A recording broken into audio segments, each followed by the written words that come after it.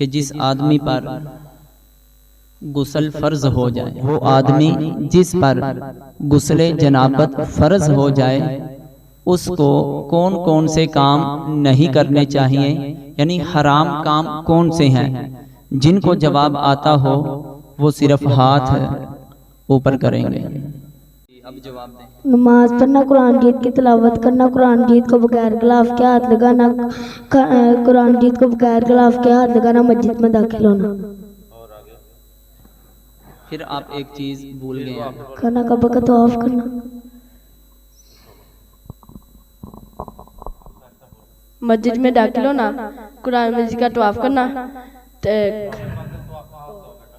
खाना काबा का तवाफ करना, कुरान मजीद की तिलावत करना, बगैर गिलाफ के कुरान मजीद को हाथ लगाना। खिचड़ी पक गई। बैठ जाएं, बैठ जाएं, बैठ जाएं। हाँ, दोबारा याद आता है, दोबारा याद करो। आप खड़े हो,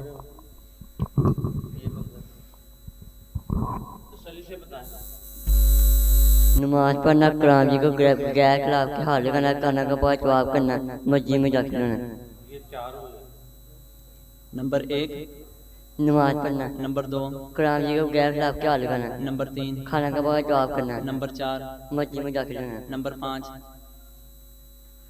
बैठ जाएं आप।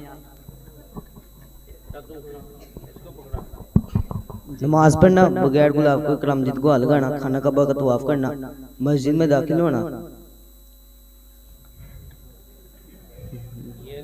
चले बैठ जाएं। नहीं, असल में ना सिलसिलाकार ये है कि शायद बच्चों के वालिदैन भी हों। मैं बच्चों की वजह से ना बहुत ज़्यादा परेशान हूँ। बच्चे आजकल जितने भी मेरे पास पढ़ने वाले हैं ना, सब बच्चे गेमों में जा रहे हैं। तो जिसकी वजह से इन बच्चों को जितनी भी मेहनत करवाई जा रही है वो सारी तबाह बर्बाद हो रही है।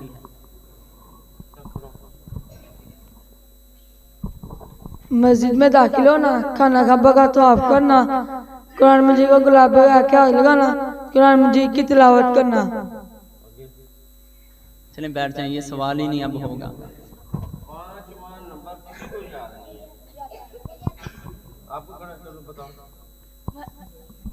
नमाज पढ़ना, कुरान मजीद को बगैर गुलाब के हाथ लगाना, कुरान मजीद की तिलावत करना, मस्जिद में दाखिल होना।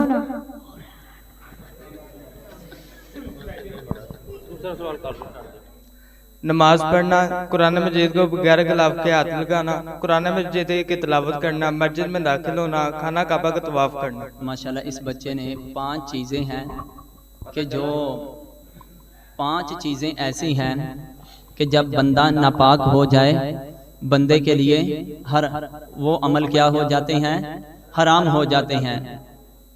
इन 5 चीज़ों के अलावा जितनी की जितनी भी चीज़ें हैं वो सारी